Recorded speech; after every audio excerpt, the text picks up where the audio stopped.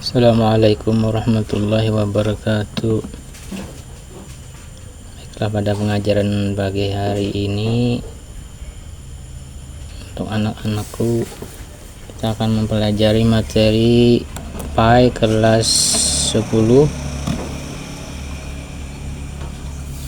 bab 10 peran ulama dalam penyebaran Islam di Indonesia.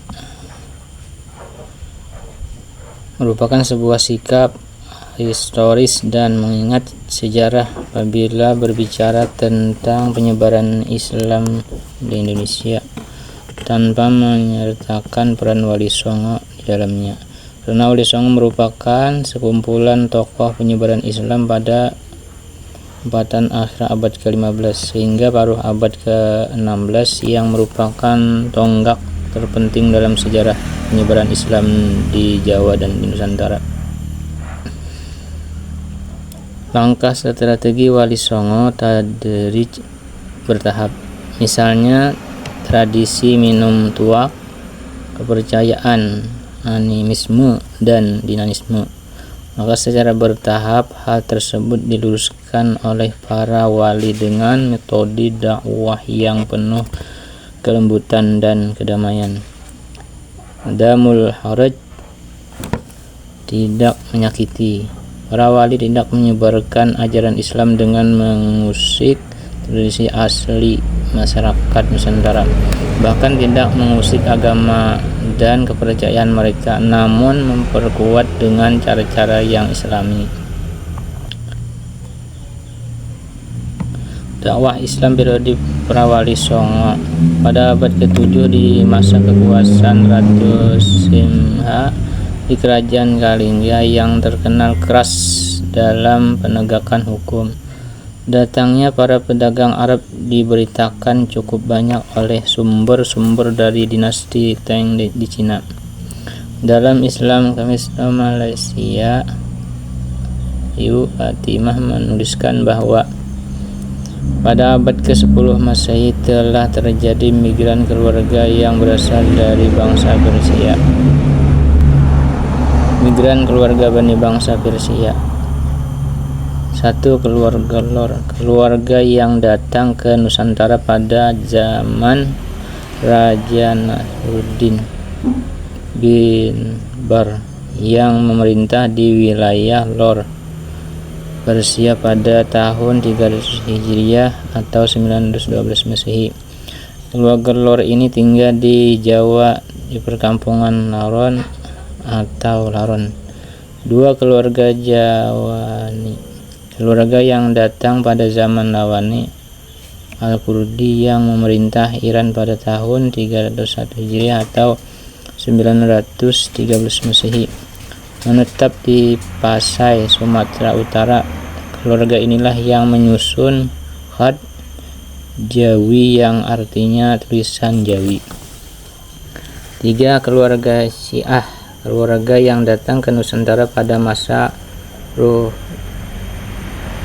Mudaulah bin Hasan bin Waih Ad-Dailami tahun 357 Hijriah atau 969 Masehi, tinggal di tengah Sumatera Timur dan mendirikan perkampungan dengan nama Siak. 4, keluarga Rumai, keluarga yang datang dari Puak, Sebankarah yang menetap di utara dan timur Sumatera. Penulis Arab kemudian memberikan sebutan untuk pulau Sumatera dengan nama Rumi, Al-Rumi, Lamri atau Lamuri. Sejarah dakwah Islam masa Wali Songo. Wali Songo menjadi tokoh yang sangat penting di kalangan masyarakat Muslim Jawa. Hal ini karena ajaran yang mereka bawa merupakan ajaran yang unik, sosoknya yang menjadi teladan dan ramah kepada siapapun, sehingga mereka mempermudah menyebarkan ajaran Islam di wilayah Nusantara. Adapun wilayah penyebaran Islam yang dilakukan oleh Wali Songo meliputi wilayah Jawa Barat hingga ke Jawa Timur, yaitu Cirebon, Demak, Kudus, Muria, Surabaya, Tuban, Gresik, Lamongan. Melalui dakwah yang dipergunakan oleh para wali memambatkan budaya lokal yang berkembang saat itu.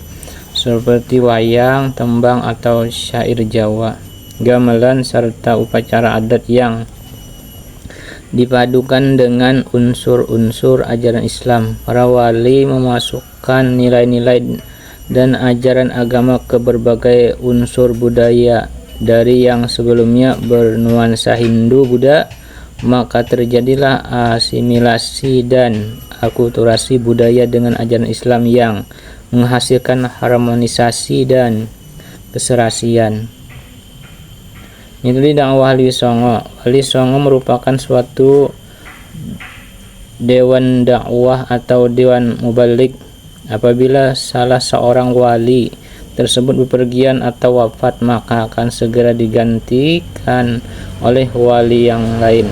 Era Wali Songo sekaligus merupakan pertanda berakhirnya dominasi budaya Hindu-Buddha di Nusantara yang kemudian digantikan dengan kebudayaan Islam. Mereka adalah simbol dan ikon penyebaran Islam di Indonesia, khususnya di Jawa. Beberapa strategi dan metode dakwah yang penuh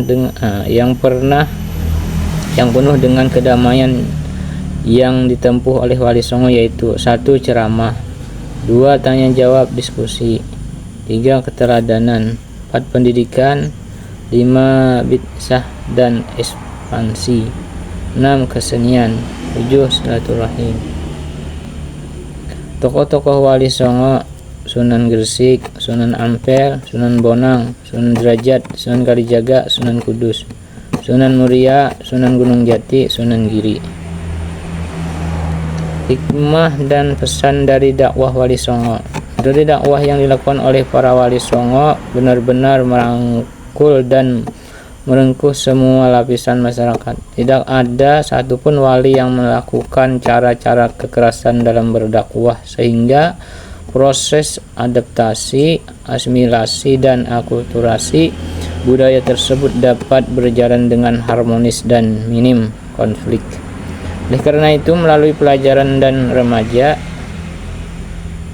hendaklah digaungkan kembali semangat dakwah dengan mengedepankan nilai kelembutan, keramahan, penuh norma dan sopan santun, serta menghindari kekerasan sebagaimana yang dilakukan oleh para Wali Songo, diteladani dan dikembangkan dalam negara Kesatuan Republik Indonesia dengan beragam suku bangsa ini.